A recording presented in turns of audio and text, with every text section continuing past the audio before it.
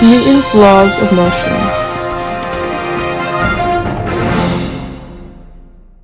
In Newton's first law of motion, or law of inertia, an object in motion stays in motion unless acted upon by a net external force.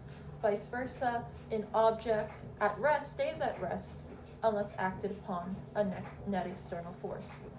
For example, since I'm in the kitchen, I got like this nice, delicious orange with me, and I'm going to demonstrate it.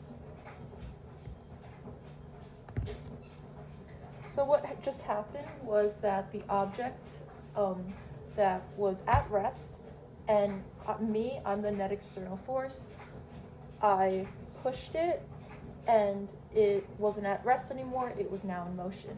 And also when the ball was rolling, the orange was rolling in motion, me, the net external force, used it to stop, so that's why it stopped being in motion. This is an example of Newton's first law. For Newton's second law is when the net force is equal to the mass times the acceleration on an object. For example, I'm going to apply light force as I am flicking this coin. Now I'm going to add more force. As shown in that video, as I applied more force as I was flicking the coin, the more the coin accelerated, and when I applied the lighter force while I was flicking the coin, the less it accelerated. And this is also easier to you don't have to, like when flicking a coin, you don't have to add much force into it in general, because the mass of a coin is actually very low and it's very light. So yeah. This is an example of Newton's second law.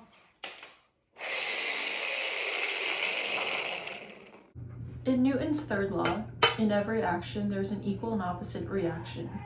For example, now that I'm in the bathroom, I'm going to use a perfume bottle and I'm going to spray it on me.